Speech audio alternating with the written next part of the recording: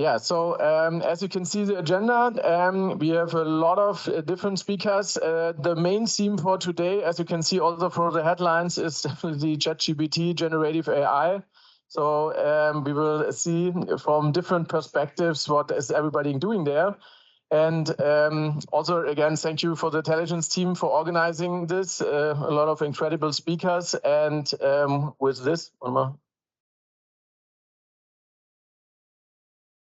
I would start with some words on Adtelligence and introduce in the end in the topic. So we are a software provider, started in 2009 in Mannheim. That is still where our headquarters is. We are now also based in Berlin and providing SaaS solutions for diverse industry verticals and use cases. So we applying different algorithms for different parts of data, from CRM to transaction data, and mainly turn insights into actions and triggering events along the whole customer life cycle.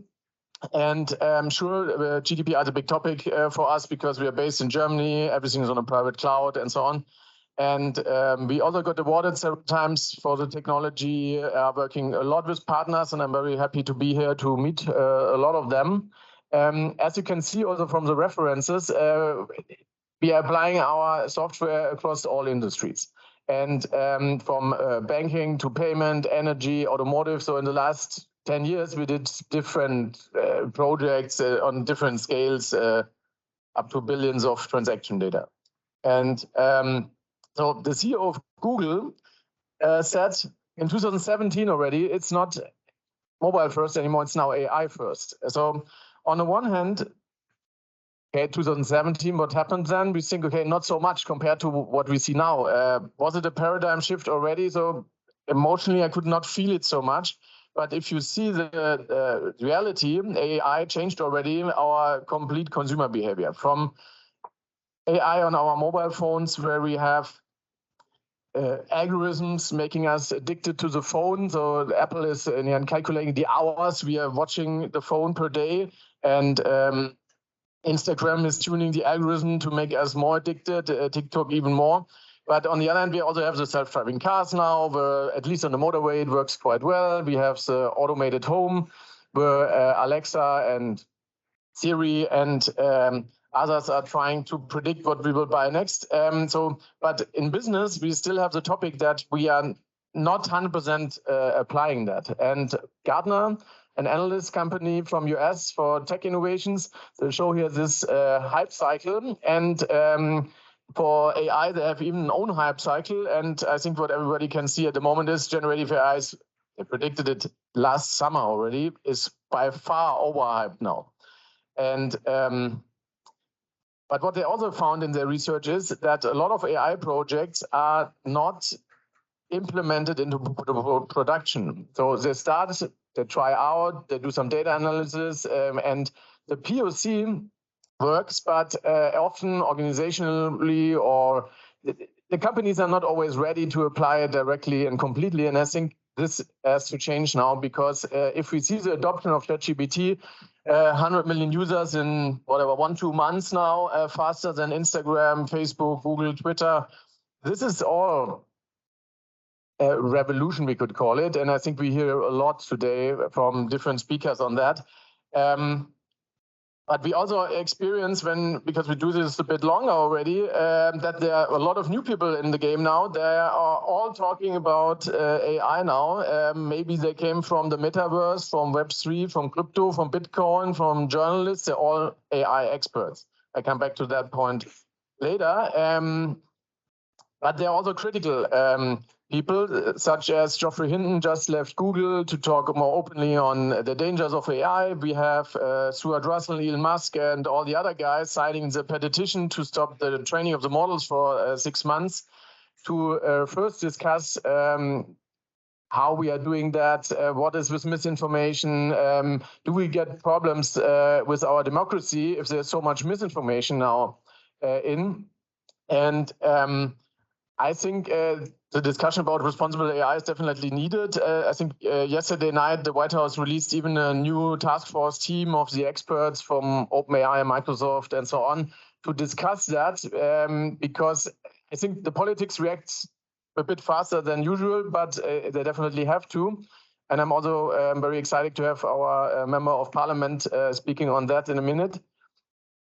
So OpenAI themselves have already is working on a solution. They call it InstructGPT, where humans are in the loop, and here's some statistics. So they can reduce the level of toxicity a bit. It's more true what the outcome is of the ChatGPT. The hallucination level is lower, and it's more appropriate. But still, I think an average user is not 100% understanding the level of misinformation, because it sounds just very good what's coming out. And it's maybe not the AI who replaces our job. It's maybe the people who very fast using how to do that. And here is the new Future of Jobs report from the World Economic Forum. And this year we have AI and machine learning specialists on the top list now. I think they were not totally on the top last year. I was also involved in a project where for this topic a year ago, where we discussed how to reskill the blue-collar workers, because everybody was fearing that their jobs get lost. I think now we are talking about the white-collar workers who are not needed anymore.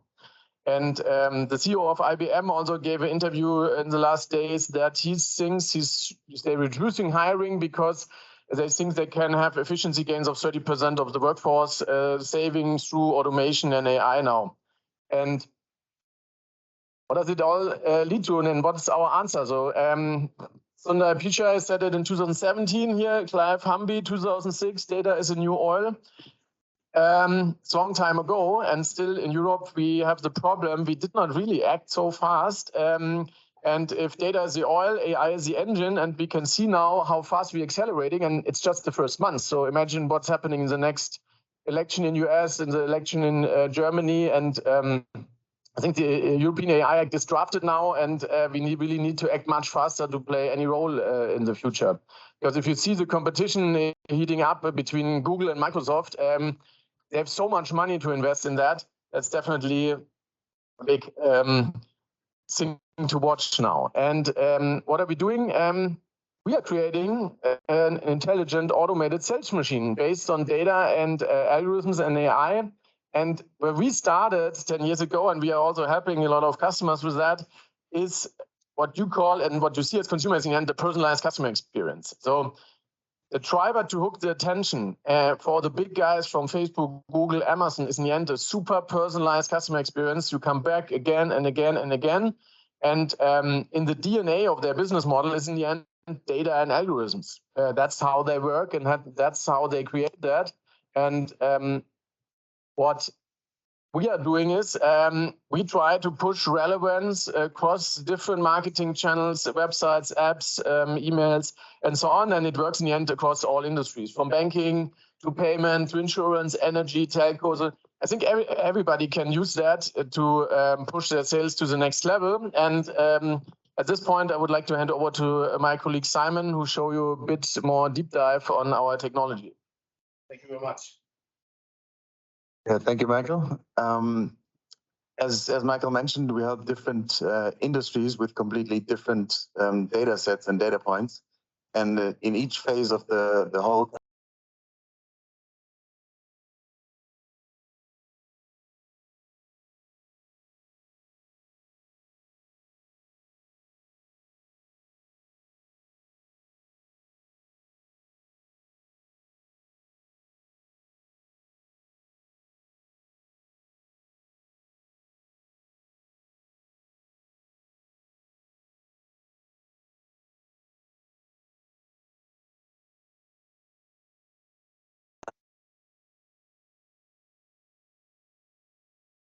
All right. Okay, just hear me now again. And as we implement different use cases along the life cycle, we always look at the cases from 4 different perspectives. So the first perspective, or the first layer, is the data layer. In this layer, all data sources are gathered and merged in an appropriate way. So we had a unified customer profile to centralize the data. The second phase then is the machine learning layer. On this layer, we look at the use case and what data is needed to maximize success.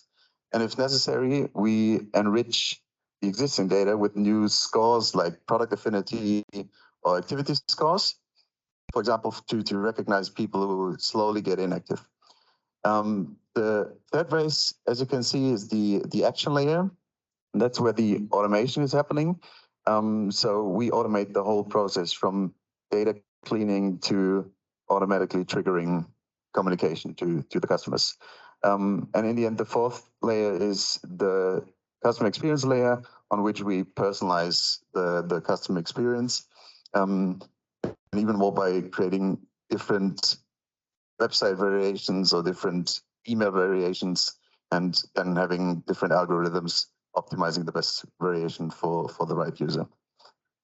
To make it a little bit more concrete, let me take you on a journey.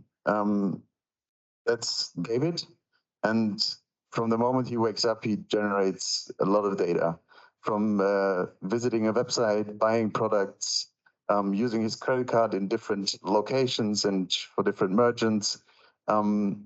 He creates all kinds of data. Obviously, those are just examples, and we just take those into account where we got the opt-in by the user. But we take all this data and generate new data and insights out of it to deliver the use cases. To give some examples, with just a booking of a flight, we can automatically trigger an email with benefit communication of the travel insurance and the discount for a rental car, or the fact that someone uses his credit card only in one category, like travel. We can automatically trigger him benefit communication for a loyalty program.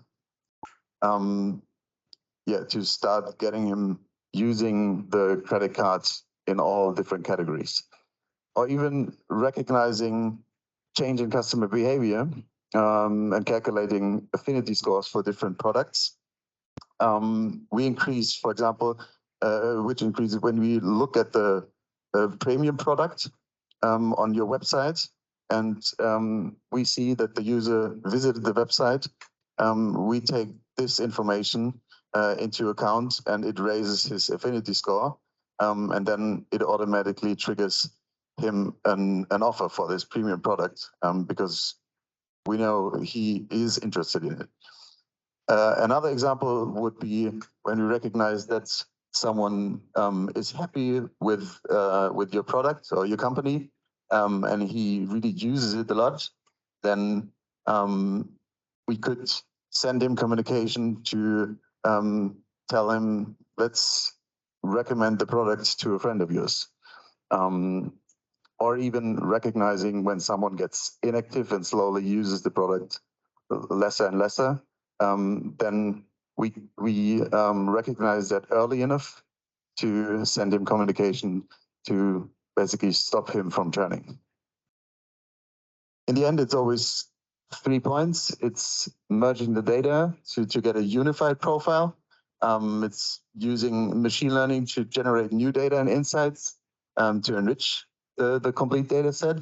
And it's automatically triggering in real time, because often with machine learning, insights are generated, but the actions won't come afterwards. Just to give you some numbers on the last example on the last slide, that's like a standard use case. We calculate activity score and recognize if somebody gets slowly inactive. We then send him communication early enough to automatically prevent him from churning. And in the end, those who get those campaigns increase their revenue on average by 10%, and those who don't get the communication just get more and more inactive and generating less revenue. So now I would like to show you a quick example how it works, our software.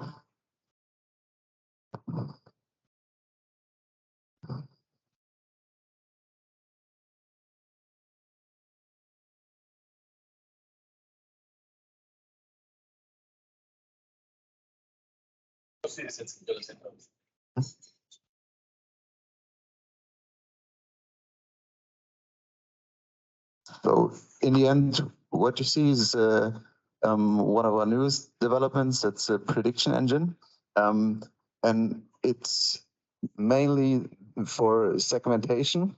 And I show you a quick example of how you get data inside of the system, super fast segmentation afterwards, and then basically export it to some marketing automation tool you have already in place to send communication. That's good, yeah.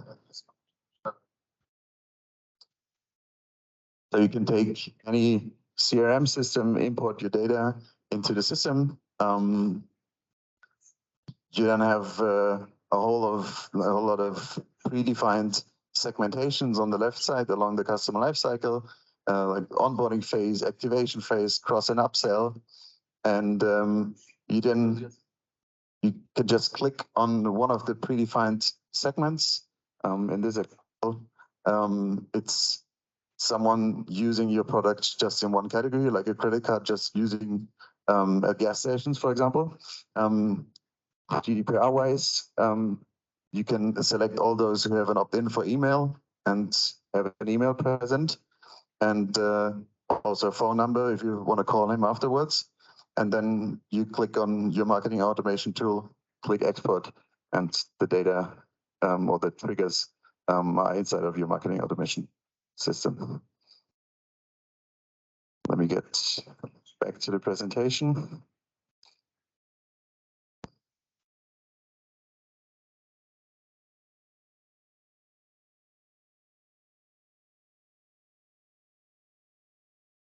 So in the end, I want to basically leave you with 3 key points. So you need to create your data team. You have to focus on that point. You have to create a data strategy before you start doing stuff and get all your data sources together in one place. As I mentioned, to get a unified profile of a customer and not having all sorts of data in hundreds of places. And most importantly, you need the right mindset throughout your whole company and in the management, etc., because you need all the right processes, and the change process,